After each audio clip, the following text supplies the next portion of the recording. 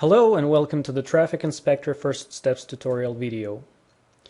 In this tutorial I'm going to show you how easy it is to install Traffic Inspector on your network. By the end of the tutorial we will have configured Traffic Inspector to provide internet access for your home or office network. The installation file for Traffic Inspector can be downloaded from www.trafinsp.com.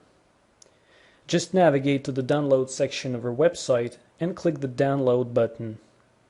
Your download will start automatically.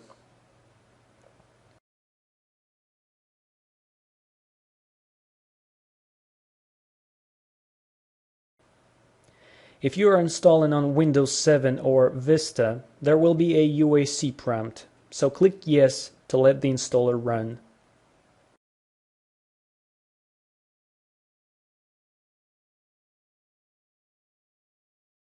Read the End User License Agreement and confirm that you agree to its terms. We recommend that you don't install Traffic Inspector on the machine with other third-party security software, as conflicts can occur. Choose where you want to install Traffic Inspector. Click Next to use the default location. Select the Server Installation option to install Traffic Inspector Service, TI Administration Console, and the required network components. The installation package for Traffic Inspector includes Kaspersky Gate Antivirus, so you have to read the license agreement for this plugin and accept the terms. Traffic Inspector prerequisites include Microsoft .NET Framework 2.0 and Microsoft Visual C++ redistributable package. In case these components are missing, they will be automatically downloaded and installed, so internet connection may be required. We are now ready to install Traffic Inspector, so click Next.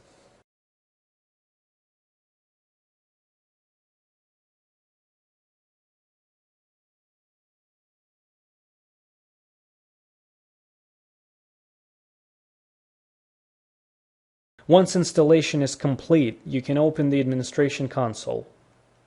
Note that it can also be opened from Start, All Programs, Traffic Inspector, Administration Console. The first time you launch the Administration Console, you will be prompted with a dialog allowing you to select the server you want to connect to. Leave the server field blank to connect to the local instance of the Traffic Inspector server. Also, use your current login credentials for authentication.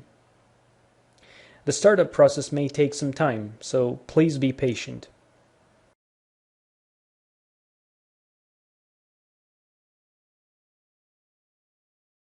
Every time you launch the Administration Console, the program warns you of the unresolved configuration issues. We will have a quick look at some of them. The first warning that we have here is about program activation. You can either activate a purchased license or a trial license. I am going to request a free 30-day trial.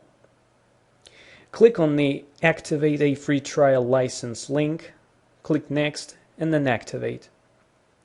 Please note that internet connection is required to activate the program.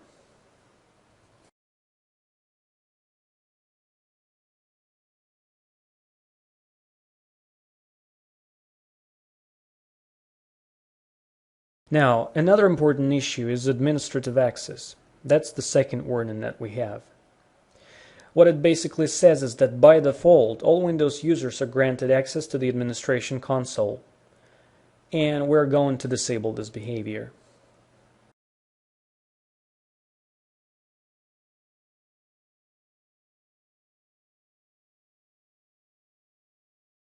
Now let's go to the main page to view the network interfaces that Traffic Inspector has detected. We see that the computer on which Traffic Inspector is installed has two network interfaces, one that connects to the internet and another that serves client computers on a local area network. So that's great. Now let's configure Traffic Inspector settings. To do that, locate the configuration wizard icon on the main page and click on it. The first setting we have to define is the operation mode. Traffic Inspector supports two operation modes, the gateway mode and the single interface mode. Under the gateway mode, Traffic Inspector is deployed at the edge of your home or office network and processes all the traffic that flows into and out of it. This is also the most feature-rich operation mode. Unlike the gateway mode, the single interface mode requires Traffic Inspector to only have one network interface that is connected to the internal network. In this configuration, a managed Ethernet switch with the port mirroring capability is used to redirect network traffic to the Traffic Inspector server. Under single interface mode, Traffic Inspector can be used for traffic accounting and as a web proxy or SOX proxy. I will select the gateway operation mode because this is how I'm going to use Traffic Inspector.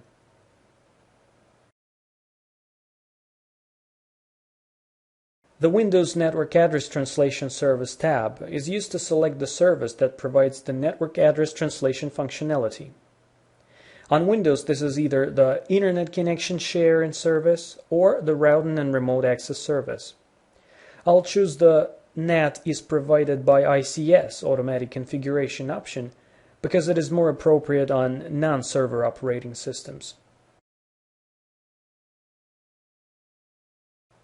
We recommend that you disable Windows Firewall on the Traffic Inspector server.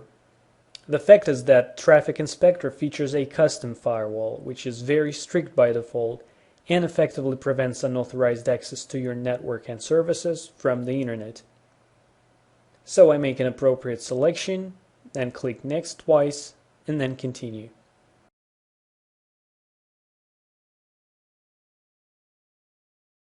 The second part of the configuration wizard allows you to configure Traffic Inspector services and interfaces. Since we're only interested in the initial Traffic Inspector configuration, we can safely ignore advanced options, and we will use defaults. On the Internal Interfaces tab, select network interfaces that are connected to your home or office network. On the External Interfaces tab, select network interfaces that are connected to the Internet. On the External Firewall tab, select network interfaces for which Traffic Inspector Firewall will be enabled. The Interface NAT Mode tab allows to configure public and private modes for external and internal interfaces respectively. Make appropriate selections, click the Next button twice, and wait while the new settings are being applied.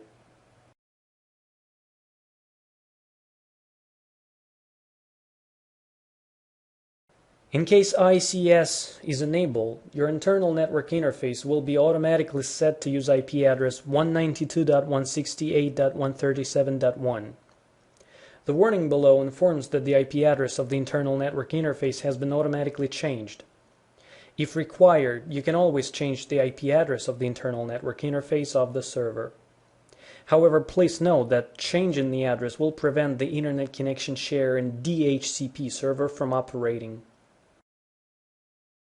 One final step that remains to be done is creating a user account.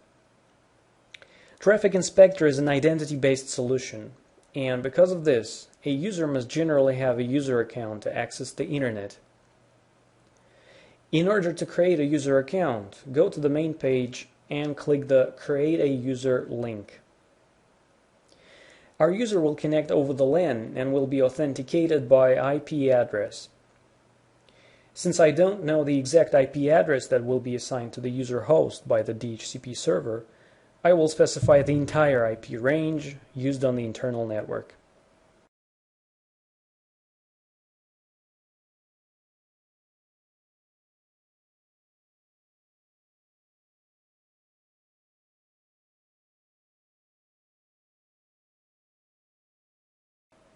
Finally, on the Access Mode tab, I will select the Unlimited Radio button to grant unlimited access to the Internet.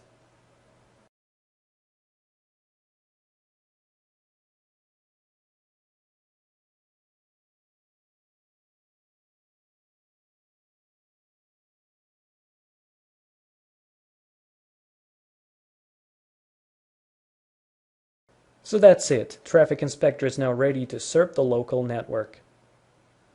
Let's turn on the client computer and test its internet connectivity. Here's my client computer. DHCP is enabled on this machine, so we will have a quick look at what settings it has obtained.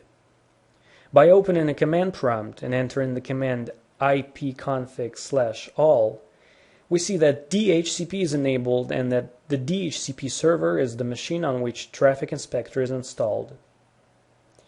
We have been assigned an IP address in the same range as the Traffic Inspector internal interface, and Traffic Inspector server also functions as the default gateway and DNS server. That means that we are configured to connect through Traffic Inspector and should have working internet access. We can test this quickly by opening a web browser and accessing a web page.